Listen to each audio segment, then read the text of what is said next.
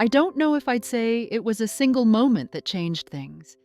It was more like a slow, quiet drift, something that shifted and grew so subtly that I barely noticed until suddenly, there it was, a line that had been crossed, a line that I never thought I'd be able to approach.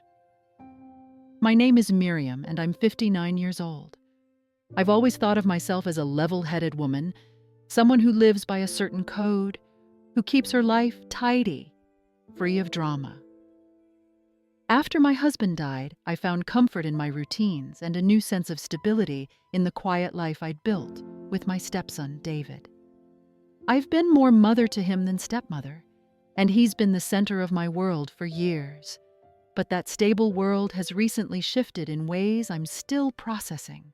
It started with something so small, a moment I could have easily ignored. But as these things go, what began as a simple look became a bond that pulled me deeper. And the last person I expected to get involved was David's friend Liam. It wasn't some wild romance or affair. In fact, I'm not even sure what it was. All I know is that I felt drawn in, involved in something that felt both exciting and deeply unsettling. And now, looking back, I realize it was a path I should never have taken. This is my story, the one I never intended to tell, but the one that has stayed with me, quiet and unresolved. My days are simple, and I like them that way. I retired from accounting just over a year ago, after almost 35 years of poring over figures and spreadsheets. Life in retirement is quieter, filled with routines that I find comforting. Morning walks, time in the garden, evening dinners with my stepson David. He moved back home a few months ago after a few years away at university and some time to find himself. David's father, Paul, died 5 years ago. Losing Paul left a hole in both our lives, but in the years since David and I have found a balance. We've grown closer in ways I hadn't expected. It's been a relief to have him back, to feel our family whole again, even if it's just the two of us now. When David brought his friend Liam here a few years ago, I welcomed him warmly. Liam is the kind of young man you want, well-spoken, thoughtful, with a quiet confidence that puts people at ease. They met at college and kept in touch, and as their friendship deepened, Liam became like a second son to me. He often stayed for weekends, coming and going as if he were part of the family. At 30, Liam is independent and driven. He has spent the last few years building a career in property, and his determination reminds me of Paul when we first met. Although Liam is not one to talk much about his private life, he always had a quiet charm, a warmth that made people naturally like him. I've always thought of him as the stable type, someone who has his life neatly planned out. But like everyone, there are layers to him that even David and I never fully saw. Liam's presence in our lives brought a sense of normalcy, a kind of comfortable rhythm. He was a friend to David and a trusted presence in my own world. I suppose it's because of that trust that I was so surprised when things started to change. One evening, after a long day of running errands and cleaning the house, I decided to relax with a bath. The day had worn me down, and I felt the usual twinges of fatigue in my back and shoulders. I let the water run, added a little lavender oil, and let the steam fill the room as I closed my eyes and allowed myself to relax. It was a rare moment of peace, with David out with friends and the house completely quiet. As I lay there enjoying the warmth, I heard a faint sound from outside the bathroom door. A creak, perhaps, or the rustling of cloth. My eyes snapped open, my heartbeat quickening as I remembered Liam was still in the house. He'd stopped by earlier to drop something off and mentioned that he might wait until David got back. But he hadn't knocked on the bathroom door or called to let me know he was still there. At first, I dismissed it as my imagination, a trick of my tired mind. But the faint creak of footsteps in the hallway was unmistakable. I sat up, grabbed the towel and wrapped it around me. My first instinct was to leave the room, greet him, and explain my surprise. I opened the door and there he was, standing at the end of the corridor, looking back at me with a startled expression on his face. "Oh, Liam," I said, feeling my cheeks flush.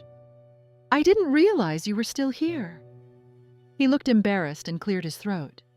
"I didn't mean to startle you. I was just waiting for David." There was an awkward pause, a moment that seemed to last longer than it should have. He looked away, looking equally uncomfortable, and I felt a strange warmth spread through me, a sense of being seen, almost as if for the first time. I was more confident than I had been in years, though I wasn't quite sure why. "That's all right," I replied, hoping to put the moment behind me and regain my usual composure. "I'll just get dressed." He nodded quickly, averting his eyes as I closed the door, my heart still racing. It was just a harmless encounter, I told myself, a strange moment of awkwardness. But as I dried off and dressed, I found myself thinking about the way he'd looked at me, the strange sense of awareness that had passed between us. It was a feeling I couldn't shake, and as much as I tried to ignore it, the memory lingered. In the days that followed, I found myself thinking about that brief encounter more often than I cared to admit. I tried to dismiss it as a simple, insignificant moment, the result of being taken by surprise, perhaps nothing more. But each time Liam visited, I felt a subtle tension between us, a change I couldn't quite put my finger on. Maybe it was my own mind playing tricks, or maybe there really was something different in his eyes, a warmth that hadn't been there before. I noticed little things, a longer look, a pause in the conversation, a way his eyes seemed to linger. It was hardly anything I could draw attention to, but every interaction felt charged with a subtle intensity, a shared awareness that neither of us acknowledged. One evening, after David had left to meet some friends, Liam came back, carrying a book he'd borrowed from me weeks before. He handed it to me with a gentle smile, a look that felt strangely intimate in the quiet of the house. "Thank you," I said, trying to keep my voice steady. "Did you like it?" He nodded, leaning against the door as we spoke. Our conversation started out light, but somehow it became unexpectedly personal. He opened up about his work, the struggles of balancing his career with his personal life, and how he felt lost at times. I listened, genuinely touched that he felt comfortable enough to share these thoughts with me. "It's hard," he admitted quietly. "Sometimes I wonder if I'm doing it right. I don't know. I just feel like I should be further along by now." I smiled gently. "You're doing fine, Liam. Life isn't a race, you know. It's about finding peace with where you are, even if it's not perfect." Our eyes met, and I felt a gentle warmth between us, a shared understanding that went beyond words. In that moment, I felt a connection, something more than friendship, a quiet closeness that was both comforting and unsettling. I couldn't shake the feeling that there was more beneath the surface, an unspoken attraction that we were both too polite to acknowledge. As the days went by, these little moments accumulated, creating a tension that hung in the air every time we were alone together. One weekend, David went on a camping trip with some friends, and Liam came along to keep me company, saying he didn't want me to feel lonely. I appreciated the gesture, although I felt a twinge of nervousness. There was something different in the way he looked at me, an intensity that made my heart race. We sat on the veranda with cups of tea, talking as the sun began to set. Our conversation flowed easily, moving from casual topics to deeper, more personal stories. He shared memories of his childhood, stories about his parents, and even some of the struggles he'd faced in recent years. His openness surprised me, and I found myself sharing parts of my own life that I rarely discussed with anyone. "I often think about Paul," I said quietly, mentioning my late husband. He was a good man, and sometimes it feels strange without him here. But we go on, don't we? Liam nodded, his eyes softening. I understand, Miriam. Loss changes you, but it also shows you what really matters. I looked at him, feeling an unexpected warmth, a sense of being understood in a way I hadn't felt in years. There was a softness in his eyes, a depth that made me feel seen, as if he understood the quiet loneliness I'd been living with since Paul's death. As we talked, the atmosphere grew more intimate. I found myself leaning in closer, drawn in by his presence, feeling a sense of closeness that went beyond friendship. It was a quiet, intense connection that both comforted and frightened me. We lingered in silence, sharing a moment that felt both exciting and forbidden. And though nothing was said, I knew that something had shifted between us, a boundary I hadn't expected to cross. The next day, I couldn't stop thinking about that evening with Liam.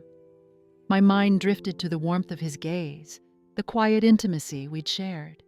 I felt both excited and guilty, wondering if I'd imagined the connection between us. That night, Liam came over again. David was still out, and we were alone in the quiet house, surrounded by the familiar silence that had begun to feel charged with unspoken words. As we prepared dinner together, I caught Liam watching me with an intensity that made me pause. His gaze softened, and he reached out to place a hand gently on my shoulder. Miriam, he began, his voice low, filled with a mixture of hesitation and something deeper. I feel this connection between us. I don't know what it is, but I can't ignore it. My heart raced, a mixture of surprise and nervousness rising within me. I didn't know what to say, how to react to the truth that had been quietly building up between us. I looked at him and saw the same uncertainty, the same sense of curiosity and longing that I'd felt. I feel it too, I whispered, my voice barely audible. But we can't. We can't pursue this, Liam. He nodded, but his hand remained on my shoulder, a quiet reassurance that spoke of his own confusion. We stood there in silence, both of us struggling with the weight of our emotions, the reality of the line we'd quietly crossed. After a long moment, he stepped back, his expression filled with regret. I'm sorry, Miriam, I didn't mean to make you uncomfortable. You didn't, I replied, giving him a small smile. It's just complicated. We finished dinner in silence, the atmosphere tense but strangely comforting. I knew that whatever had happened between us was real but impossible. And though we said little, we both understood that there were lines that couldn't be crossed, no matter how tempting they might seem. In the weeks that followed, Liam and I continued to see each other, though our interactions became more guarded, more cautious. There was an unspoken agreement between us, a shared understanding that we wouldn't acknowledge the emotions that lingered beneath the surface. But despite our best efforts, the tension between us was undeniable. Each time he visited, every glance or brief touch seemed to carry more weight, as if we were walking a fine line between friendship and something deeper. One evening, as we sat in the living room discussing a book we were both enjoying, I felt his hand brush against mine. The brief contact sent a jolt through me, a reminder of the attraction I was trying so hard to ignore. I looked at him, our eyes meeting in a gaze that was both tender and filled with unspoken longing. We both knew that these encounters couldn't last, that the connection between us was too fragile, too complicated to last. And though we never spoke of it directly, there was an understanding that eventually we would have to let go. But for now, we continued to share those quiet moments, each one a reminder of the boundaries we'd almost crossed and the emotions that had brought us so close to the edge. As time went on, the guilt began to weigh on me. I couldn't ignore the feeling that I was betraying David's trust, that I was giving in to an attraction that had no place in our lives. I tried to distance myself from Liam, avoiding his visits and finding excuses to be out when he came. But every time I saw him, my resolve weakened. I missed his presence, the quiet connection we'd shared, the sense of understanding that had grown between us. And though I knew it was wrong, I couldn't deny the comfort I found in his company. One evening, after weeks of trying to avoid him, I finally decided to speak to him directly. We met in the garden, the familiar scent of roses filling the air as we sat in silence, each of us aware of the difficult conversation ahead.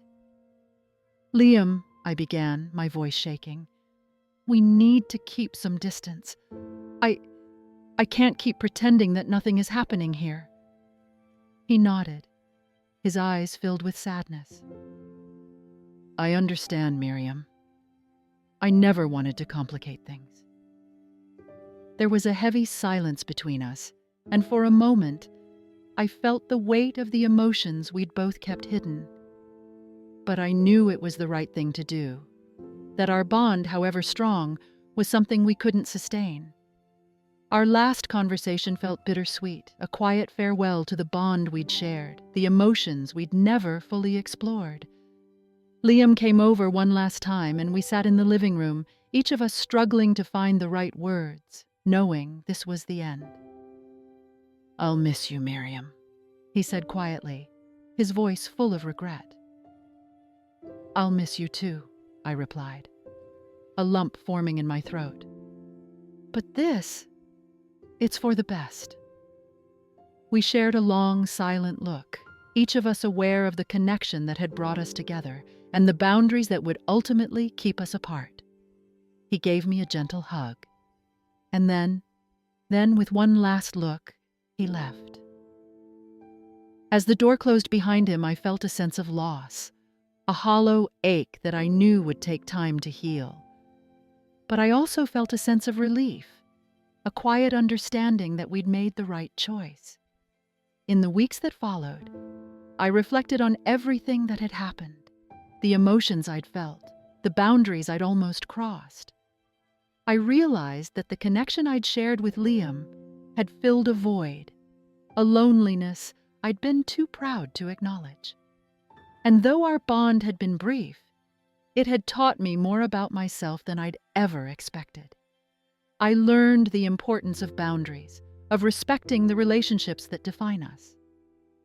I understood, perhaps for the first time, the cost of letting emotions blur those lines, of indulging desires that can lead us astray. Now, as I sit in the quiet of my home, I feel a strange sense of peace, a comfort in knowing that I made the right choice, even if it was a difficult one. I'll carry Liam's memory with me, a reminder of the lessons I learned, the strength I found in choosing to let go. To anyone listening, let my story be a lesson in respecting boundaries, in holding on to the values that keep us grounded. Life offers temptations, paths that may seem enticing, but it's our choices that ultimately define us.